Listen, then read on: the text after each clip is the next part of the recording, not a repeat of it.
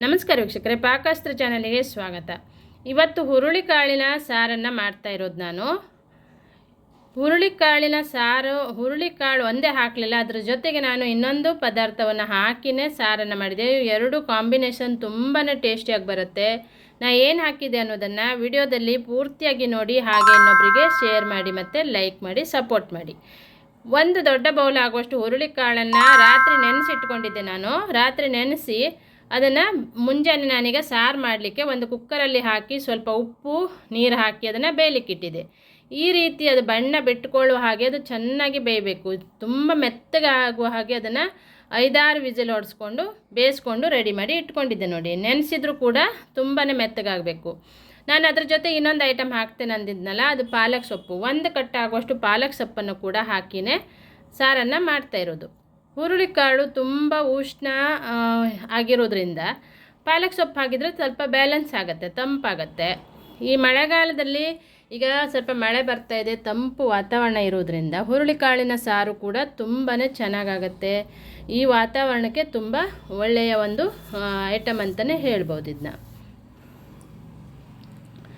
ಈಗ ಹುರುಳಿಕಾಳು ಬೆಂದಿದ್ದನ್ನು ಒಂದು ಪಾತ್ರೆ ಹಾಕಿ ಇಟ್ಕೊಂಡಿದ್ದೆ. ಅದರಲ್ಲಿ ಸ್ವಲ್ಪ ಕಾಳನ್ನು ನಾನು ಮಿಕ್ಸಿ ಬೌಲಲ್ಲಿ ಹಾಕಿ ಅದನ್ನು ಈಗ ರುಬ್ಬಿಕೊಳ್ತೇನೆ. ರುಬ್ಕೊಳ್ಳಿಕ್ಕೆ 1 ಸ್ಪೂನ್ ಆಗೋಷ್ಟು ಕೊತ್ತಂಬರಿ ಕಾಳನ್ನು ಹಾಕ್ಕೊಳ್ತಾ ಇದ್ದೆ. ಒಂದು ದೊಡ್ಡ ಸ್ಪೂನಲ್ಲಿ 1 ಸ್ಪೂನ್ ಕೊತ್ತಂಬರಿ ಕಾಳು, ಹಾಗೆ ಒಂದು ಅರ್ಧ ಚಮಚ ಆಗೋಷ್ಟು ಜೀರಿಗೆಯನ್ನು ಹಾಕ್ಕೊಳ್ತಾ ಇರೋದು. ಜೀರಿಗೆ ಮತ್ತು ಕೊತ್ತಂಬರಿ ಕಾಳನ್ನು ಹಾಕಿ ಇದನ್ನು ನೈಸಾಗಿ ರುಬ್ಕೊಳ್ಳೋಣ. ಈಗ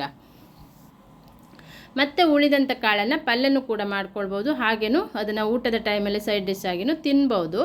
ನಾನೀಗ ಈ ರೀತಿ ರುಬ್ಬಿ ಅದನ್ನು ರೆಡಿ ಮಾಡಿ ಇಟ್ಕೊಂಡಿದ್ದೆ. ನೋಡಿ, ಅದೇ ಹುರುಳಿಕಾಳಿಂದ ನೀರು ಹಾಕಿನೇ ರುಬ್ಕೊಂಡಿರೋದು. ಇಲ್ಲಿ 1 ಬೌಲಿಗೆ ಹುಣಸೆ ಹುಳಿಯನ್ನು ನೆನೆಸಿಟ್ಕೊಂಡಿದ್ದೆ. ಪಾಲಕ್ ಸೊಪ್ಪನ್ನು ಕೂಡ ಕಟ್ ಮಾಡಿ ಇಟ್ಕೊಂಡಿದ್ದೆ. 2 ಟೊಮೆಟೊ, ಹಾಗೆ 1 ಈರುಳ್ಳಿ, 1 ಇಂಚ್ ಆಗೋಷ್ಟು ಶುಂಠಿ, ಸ್ವಲ್ಪ ಒಂದು 5-6 ಎಸಳು ಬೆಳ್ಳುಳ್ಳಿಯನ್ನು ಕಟ್ ಮಾಡಿ ಜಜ್ಜಿ ಇಟ್ಕೊಂಡಿದ್ದೆ. ಎಲ್ಲ ಐಟಮನ್ನು ರೆಡಿ ಮಾಡಿ ಇಟ್ಕೊಂಡ ನಂತರ ಈಗ ಒಗ್ಗರಣೆಯನ್ನು ಮಾಡ್ಕೊಳ್ಳೋಣ. ಒಂದು ಪಾತ್ರೆಗೆ 2 ಸ್ಪೂನ್ ಆಗೋಷ್ಟು ತೆಂಗಿನೆಣ್ಣೆ ಹಾಕ್ಕೊಂಡು ಸಾಸಿವೆಯನ್ನು ಹಾಕ್ತಾಯಿದ್ದೆ. ನಂತರ 1 ಚಿಟಿಕೆ ಜೀರಿಗೆ ಹಾಕಿದ್ದೆ, 1 ಒಣಮೆಣಸಿನಕಾಯಿ, ಸ್ವಲ್ಪ ಕರಿಬೇವನ್ನು ಹಾಕ್ತಾ ಇರೋದು. ಜಜ್ಜಿದಂಥ ಬೆಳ್ಳುಳ್ಳಿಯನ್ನು ಹಾಕ್ಕೊಳ್ಳೋಣ. ಒಗ್ಗರಣೆಯನ್ನು ಚೆನ್ನಾಗಿ ತಯಾರು ಮಾಡ್ಕೊಳ್ಬೇಕು. ಆನಂತರ ಉದ್ದುದ್ದವಾಗಿ ಕಟ್ ಮಾಡ್ಕೊಂಡಿದ್ದ ಶುಂಠಿಯನ್ನು ಕೂಡ ಹಾಕ್ಕೊಂಡಿದ್ದೆ. ಈಗ ಒಗ್ಗರಣೆ ತಯಾರಾದ ನಂತರ ಈ ರುಬ್ಬಿದ ಪದಾರ್ಥ ಮತ್ತು ಹುರುಳಿಕಾಳಿನ ನೀರನ್ನು ಮಿಕ್ಸ್ ಮಾಡಿಕೊಂಡು ಇಟ್ಕೊಂಡಿದ್ದೆ. ಈಗ 1 ಈರುಳ್ಳಿ ಹಾಗೆ ಟೊಮೆಟೊನ ಕೂಡ ಹಾಕಿ ಚೆನ್ನಾಗಿ ಫ್ರೈ ಮಾಡ್ಕೊಳ್ಳೋಣ.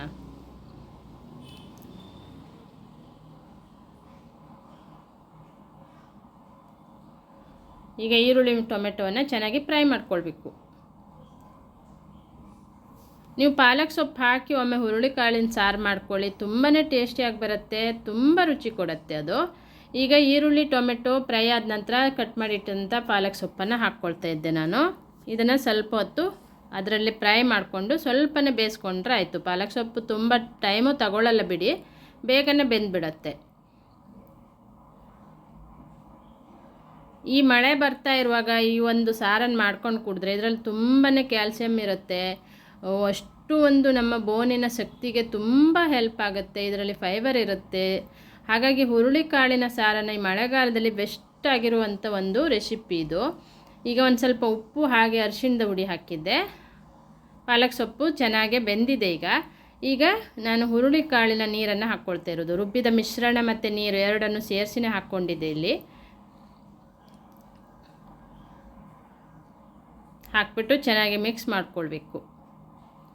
ಹಾಗೆ ಹುಣಸೆ ಹುಳಿಯ ರಸವನ್ನು ಸ್ವಲ್ಪ ಹಾಕ್ಕೊಳ್ಳೋಣ. 1 ಸ್ಪೂನ್ ಆಗೋಷ್ಟು ಹುಣಸೆ ಹುಳಿ ರಸವನ್ನು ಹಾಕ್ಕೊಳ್ತೇನೆ. ಅದು ಹುಳಿಗೆ ನಿಮ್ಮ ಅನುಗುಣಕ್ಕೆ ತಕ್ಕಂತೆ ಹಾಕ್ಕೊಳ್ಬೋದು. ಅಂದರೆ ಟೊಮೆಟೊ ತುಂಬ ಹುಳಿ ಇತ್ತಂದರೆ ಹಾಕುವ ಅವಶ್ಯಕತೆ ಇರೋದಿಲ್ಲ, ನೋಡಿಕೊಂಡು ಹಾಕ್ಕೊಳ್ಬೋದು. ಈಗ ರಸಂ ಪುಡಿಯನ್ನು ಹಾಕ್ತಾ ಇರೋದು ನಾನಿಲ್ಲಿ. ನಿಮಗೆ ತುಂಬ ತೆಳು ಬೇಕು ಅನಿಸಿದರೆ ಸ್ವಲ್ಪ ನೀರನ್ನು ಆ್ಯಡ್ ಮಾಡ್ಕೊಳ್ಬೋದು. ನಾನು ರುಬ್ಬಿದ ಮಿಶ್ರಣ ಸಾಕು ಅನಿಸಿದೆ, ಹಾಗಾಗಿ ದಪ್ಪವಾಗಿಯೇ ಸಾರು ಮಾಡ್ತಾ ಇರೋದು. ಇದು ಮುದ್ದೆಗೂ ಚೆನ್ನಾಗಿ ಅನಿಸುತ್ತೆ. ಈಗ ರಸಂ ಪುಡಿ ನಿಮ್ಮ ಅನುಗುಣಕ್ಕೆ, ಖಾರಕ್ಕೆ ಹಾಗೆ ರುಚಿಗೆ ಅನುಗುಣಕ್ಕೆ ತಕ್ಕಂತೆ ಹಾಕ್ಕೊಳ್ಬೇಕು. ಒಂದು ಸ್ವಲ್ಪ ಬೆಲ್ಲವನ್ನು ಹಾಕಿದ್ದೆ. ನೋಡಿ, ಒಂದು ಸಣ್ಣ ಪೀಸ್ ಆಗೋಷ್ಟು ಬೆಲ್ಲ, ಅದು ಆರ್ಗಾನಿಕ್ ಬೆಲ್ಲ, ಹಾಗಾಗಿ ಕಪ್ಪಾಗಿ ಕಾಣ್ತಾ ಇದೆ. ಬೆಲ್ಲವನ್ನು ಹಾಕಿದ್ದೆ. ಈಗ ಚೆನ್ನಾಗಿ ಇದನ್ನು ಕುದಿಸ್ಕೊಳ್ಬೇಕು. ಇವಾಗ ಒಂದು ಸ್ವಲ್ಪ ಉಪ್ಪನ್ನು ಹಾಕ್ಕೊಳ್ಳೋಣ. ಆವಾಗ ಟೊಮೆಟೊ ಮತ್ತು ಈರುಳ್ಳಿಗೆ ಸ್ವಲ್ಪ ಉಪ್ಪು ಹಾಕಿದ್ದೆ, ನೋಡಿಕೊಂಡು ನೀವು ಉಪ್ಪನ್ನು ಹಾಕ್ಕೊಳ್ಬೋದು. ಈಗ ಚೆನ್ನಾಗಿ ಕುದೀತಾ ಇದೆ ನೋಡಿ. ಎಷ್ಟು ಸಿಂಪಲ್ಲಾಗಿ ಟೇಸ್ಟಿಯಾಗಿರುವಂಥ ಒಂದು ಹುರುಳಿಕಾಳಿನ ಸಾರು ಈಗ ಜಸ್ಟ್ ರೆಡಿ ಆಗ್ತಾ ಇದೆ ನೋಡಿ. ಲಾಸ್ಟಲ್ಲಿ ಸ್ವಲ್ಪ ಕೊತ್ತಂಬರಿ ಸೊಪ್ಪನ್ನು ಹಾಕಿದ್ದೆ. ಸ್ಟವನ್ನು ಆಫ್ ಮಾಡ್ಕೊಳ್ಳೋಣ. ಬಿಸಿ ಬಿಸಿ ವೈಟ್ ರೈಸಿಗೆ ಇದು ಮುದ್ದೆಗೂ ಚೆನ್ನಾಗಿ ಅನಿಸುತ್ತೆ. ಈ ರೀತಿ ಸಾರು ಮಾಡಿಕೊಂಡಾಗ ತುಂಬಾ ಟೇಸ್ಟ್ ಕೊಡುತ್ತೆ. ಹಾಗೆ ನಮ್ಮ ಆರೋಗ್ಯಕ್ಕಂತೂ ತುಂಬ ಒಳ್ಳೆಯ ಒಂದು ರೆಸಿಪಿ ಇದು. ಒಮ್ಮೆ ಟ್ರೈ ಮಾಡಿ. ಈಗ ಮಳೆಗಾಲ ಸ್ಟಾರ್ಟ್ ಆಗಿದೆ. ಈ ತಂಪು ವಾತಾವರಣಕ್ಕಂತೂ ತುಂಬಾ ರುಚಿ ಕೊಡುತ್ತೆ. ವಿಡಿಯೋ ಇಷ್ಟ ಆದಲ್ಲಿ ಒಂದು ಲೈಕ್ ಕೊಟ್ಟು ಶೇರ್ ಮಾಡಿ, ಇನ್ನೊಬ್ಬರಿಗೂ ಶೇರ್ ಮಾಡಿ, ಸಬ್ಸ್ಕ್ರೈಬ್ ಮಾಡ್ಕೊಳ್ಳಿ. Thank you.